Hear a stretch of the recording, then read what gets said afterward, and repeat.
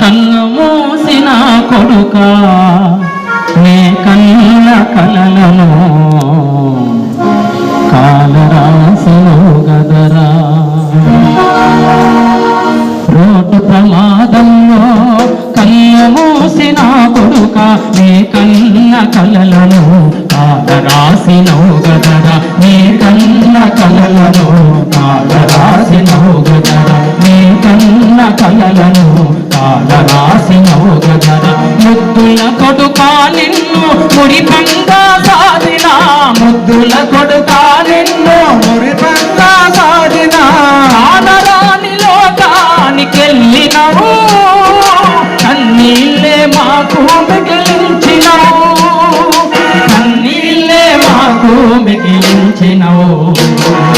Road ప్రమాదంలో కన్ను మూసిన కొడుక నే కన్న కలలను కాలరాసినవు గదరా. నీ కన్న కలలను కాలరాసినవు గదరా. చిన్నతనంలోనా మీ నాన్న కనుమూస్తే కూలినాలి చేసి నిన్ను పెద్ద చేస్తే, కూలినాలి చేసి నిన్ను పెద్ద చేసి, కాలేజీ చదివి కొలువు చేస్తావనుకుంటే, కాలేజీ చదివి కొలువు చేస్తావనుకుంటే, నడి రోడ్డున నెత్తుటి మడుగులో ఈ కొలువు సాలించినావులే, నీ తనువు సాలించినావులే.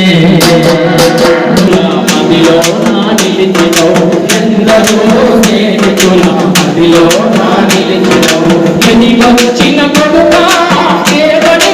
అందరికీ పోలీస్ శాఖ తరఫున స్వాగతం, సుస్వాగతం. మిత్రులారా, మా యొక్క ఈ సభ యొక్క ఉద్దేశం మీ యొక్క భద్రతే మా లక్ష్యం. మీరు సేఫ్ గా ఉండాలి, అందరూ సేఫ్ గా ఉండాలి. మీ ద్వారా రోడ్డు మీద వెళ్ళేవారు, మీ ఆటోలో ఉన్న ప్రయాణికులు, మీరు అందరి సురక్షితం కోసమే ఈనాటి యొక్క అవేర్నెస్ కార్యక్రమం ఏర్పాటు చేస్తున్నాం. ఈ రోడ్ సేఫ్టీ అవేర్నెస్ ప్రోగ్రామ్ మీరందరినీ ఎందుకు పిలిపించాము అని అంటే, రోడ్డు మీద మన పోలీస్ కాకుండా నెక్స్ట్ లేదంటే మన పోలీస్ కింద ఎక్కువ టైం స్పెండ్ చేసేవాడు మీరే. వేరే ప్యాసింజర్స్ లేదంటే వేరే వెహికల్స్ 2 వీలర్స్ కానీ 4 వీలర్స్ కానీ వాడు ఒక డెస్టినేషన్ సోర్స్ నుంచి ఒక డెస్టినేషన్ వెళ్ళిపోతారు.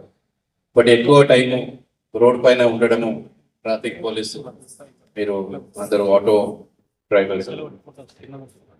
సో దీనికోసం మీకు ఈ రోడ్ సేఫ్టీ గురించి చెప్పడము చాలా ఇంపార్టెంట్.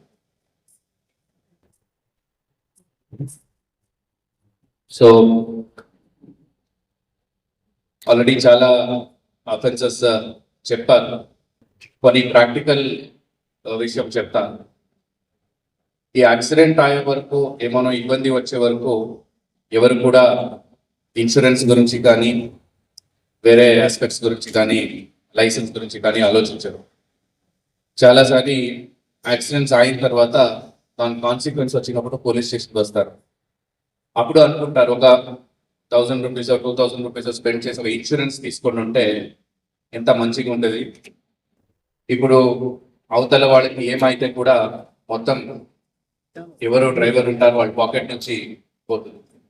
సో ఈ యాక్సిడెంట్స్ అయినప్పుడు మనం ఓన్లీ యాక్సిడెంట్స్ చూస్తాం కాబట్టి యాక్సిడెంట్ అయినప్పుడు అట్లా అనుకుంటారు సార్ ఇప్పుడే మనం చేంజ్ వచ్చారు.